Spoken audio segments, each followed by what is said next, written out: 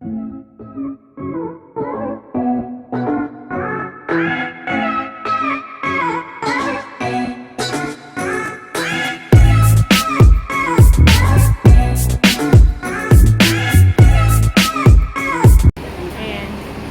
back guys, welcome back to my channel. This is Ilongga TV again. Dito tayo sa Pasyal tayo sa Victoria Park. This is Victoria Park, Hong Kong. Victoria Park and Causeway Bay. Dito po yung lugar kung saan naalala nyo dati yung may pinakamalaking rally dito sa Hong Kong. Ito po yung a symbol area, mostly a symbol area ng mga protest dito sa Hong Kong. Ito yung makikita nyo dati. Ito siya, yung ground, yung playground. Dito yung field kung saan makikita nyo dati na punong-puno ng mga tao na nakaitim na ng mga protestante, mga Hong Kongese, Hong Kong people. Ito siya. Makita nyo to sa sa Causeway Bay, Victoria Park, Causeway Bay. Ayan, maganda siya. Ano to siya parang football field. And then sa kabila is merong basketball court. Ayan. Parang hindi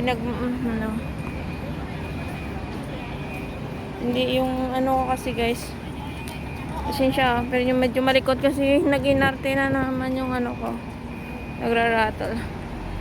Ayan, marami yung highway. Pagkababa mo if galing ka ng North Point, baba ka dyan, kasi kagaling ko ng North Point, bumaba ako dyan, malapit lang dito. Ayan, kita nyo ito yung Statue of Queen Victoria. Yan yung Statue of Queen Victoria. Kaya pala itong tinawag na Victoria Park. Ito siya. In 1887, the Hong Kong government commissioned a Statue of Queen Victoria to be cast in England to commemorate the 50th anniversary of the Queen Association of the Throne. Upon its completion in 1890, the statue was inhabited in London before being sent to Hong Kong. In 1896, the statue was erected on the newly reclaimed land in the Central. The site is now in the Statue Square, with the unveiling ceremony held on 28th of May in the same year. The statue was shipped out in Hong Kong during the Japanese occupation from the 1941 to 1945 and was returned after the end of the war. Following of the completion is the restoration works in 1952, and the statue was relocated in Victoria Park in 1955. Oh, yan pala yung nila. Yan siya guys. Binasa ko na lang talaga. Diba? Yan yung kwento ni Victoria. Parang hindi siya yung gimbal ko ngayon nag-iinarte Wala siya sa mood, napagod siya. Ayan guys. Dito. Pag wala yung pandemic, marami ditong tao. Naglalaro. Doon yung mga kababayan natin, mostly pag Sunday, mga kababayan natin ng mga driver na malalaki doon naglalaro ng basketball. Tapos doon sa kabila is mga Chinese doon naglalaro ng football. So kaso ngayon kasi pandemic, yung limited na tao lang na pwede magsama is only 4. Mag-exceed sa 4, meron na kayong penalty na 2,000 Hong Kong dollar, which is 12,000 above, 12,000 pesos. So anong piliin mo? Kaya nga ako mag-isa na lang ako para walang penalty, di ba? Galing ka, no? And guys, special tayo dito. Pero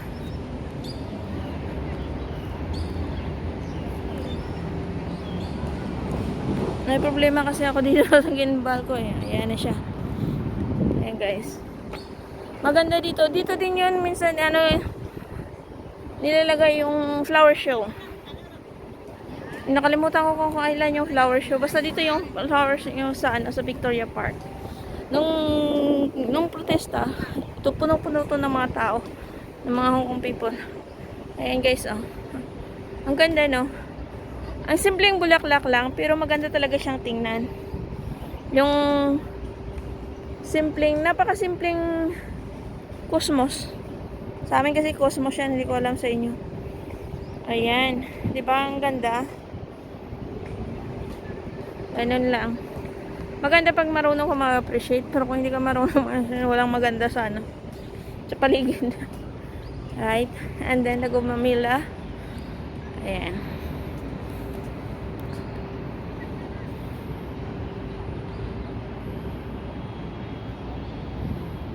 Hindi ko talaga matansya tong gimbal ko kung anong problema niya sa katawan niya eh. Kaya, pasyensyahan nyo lang guys. Kasi ito minsan, ano dito eh, may arte din to sa katawan niya eh. Sarap sa ampakin. Ayan. Pasyal tayo dito. Dito eh, mayroon din ditong ano. Parang tambayan talaga to dito. Matagal din ako ditong nagtambay.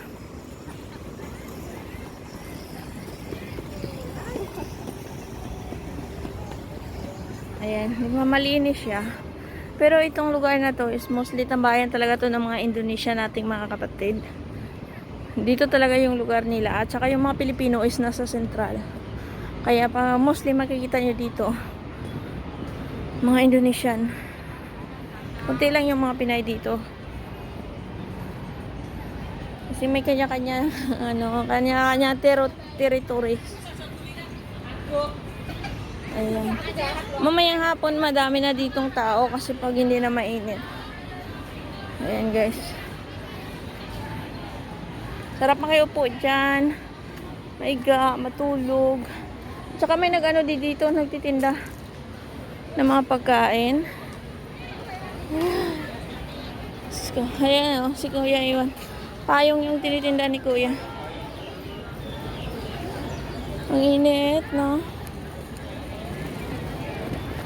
Payong yan tinitinda niya. 20-20. Ang init. Yan tayo dito guys. Ayan. Makikita nyo. Mga ano yan sila, mga Indonesian. Kunti lang talaga rin dito mga Pilipino. Kasi yung mga Pilipino is nasa sentral. Diba?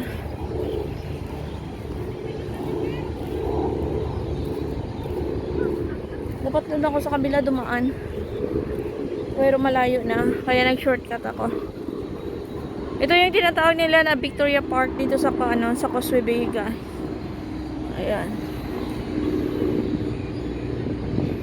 At yung mga building na yan na makikita nyo is nasa part na yan ng Tinhao. Ayan, di ba ganda? Magpipiknik lang sila dyan. Tapos mamaya, puno na itong pamayang hapon. Nagsasunbathing si Kuya, oh. Si Tano.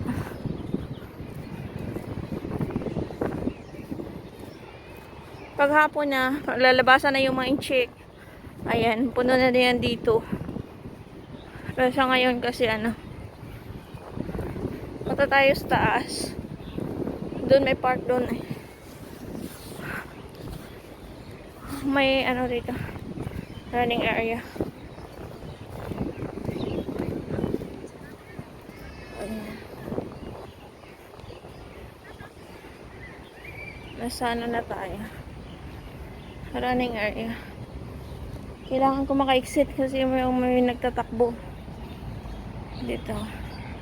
Gusto mong mag-exercise dito rin.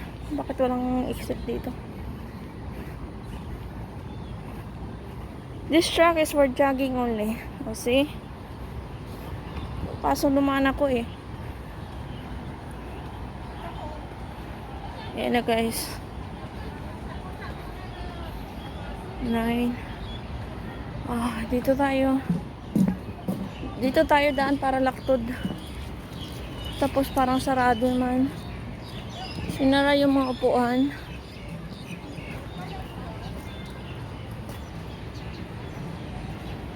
Ayan, wait lang. Ayan, ang ganda. Ang daming puno. Nag tayo dito, saglit lang. Dito yung laruan nila ng mga ano eh. Pero baka magasa tayo. Mugasan niya lang. Wala pala. Okay tayo. Ayan. Ito sa mini park. Ang ganda ng mga bulak dito. Ayan. Dito ko palagi nagtambay dati.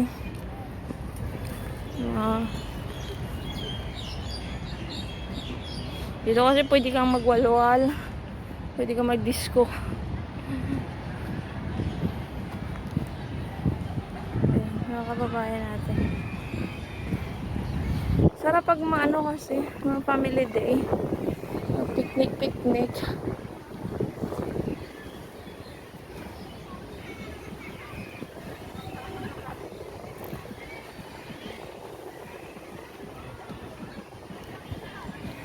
Marami din ito. Ito may mga kababayan na talaga tayo dito nakatambay. Nasa kalibula, ano. Sarap dito matulog. Promise.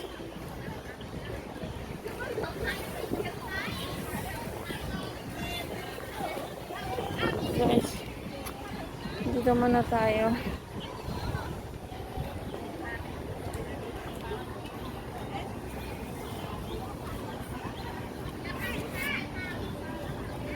Mas, ay, ano nangyari?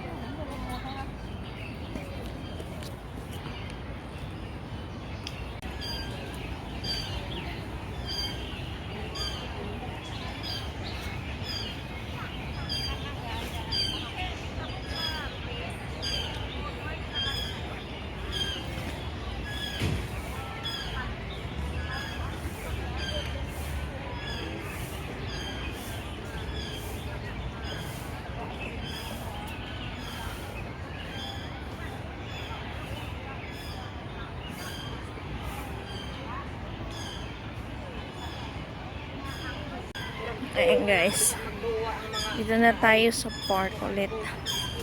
Napahinga tayo saglit and then nag-continue tayo ng vlog kasi nalubat din yung gimbal ko. Ayan, nakita nyo yung malaking puno ng baliti. Ayan. Baliti po yun siya guys. Ayan. Hindi sila natakot. Ayan. Hapon na kasi kaya marami ng tao dito sa park. Tsaka medyo malikot na yung ano ko kasi wala na, nalubat na yung gimbal ko. So pangit din kung gamitin ko yung tripod. Mas masyado siyang malikot. So kinamay ko na lang. Ayan guys. Papunta na tayo sa ano. Balik tayo sa syudad. At dito tayo sa ano. Sa Victoria. Still nasa Victoria Park pa rin ako. Napahingal ako saglit. Naidlip. Kumain. Nadismaya ako sa binili ko na mangga. Kasi sinisip ko kasi kumain ng maasim at maalat. Akala ko bagoong. Yung ano pala, kasi binili ko yun sa ano, sa Indonesia. Matamis yung sauce, hindi pala bagoong. Nadismaya tuloy ako. Ayan. Punta tayo dito sa may ano, sa may park. Makikita nyo ha. Ito malikat. Maganda dito pag gabi.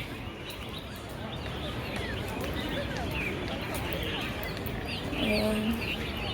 Ayan na guys, pakita ko sa inyo. Dumami na yung mga tao. Dumami na sila. Kasi kanina, di ba, dumain ako walang tao. Pero ngayon, marami na siya. Nagiging playground na siya na ano. Nabasas na yung mga, parang family day na ni. Di ba, ang ganda. Hanggang dito. Pwede ka maglapag ng ng tent, ng sarili mong banig lapagan. Ayan. Mix na yung tao dito. Pero control pa rin yung crowd.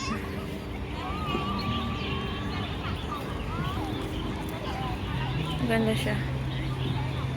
Yes. Pupunta tayo ng ng syudad.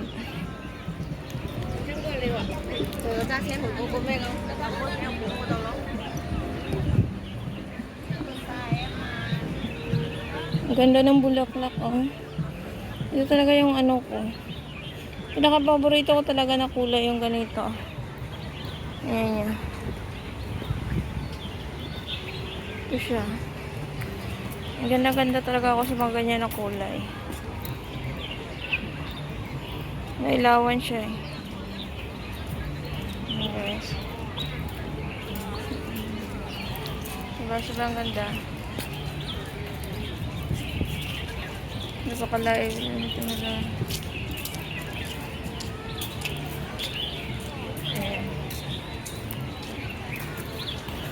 Ayan. Stop ko muna dito guys. Kasi punta ako dun sa labas. Kaya continue tayo later. Ayan. Maraming salamat. Kasi masyadong mailaw. Hindi nila napalitan. Mga old na to eh. Bye. Ayan. Iba na naman tayo sa crowded na lugar. Dito na naman tayo sa syudad. Oh, ayan. Ito pa yung Causeway Bay. Punta tayo doon.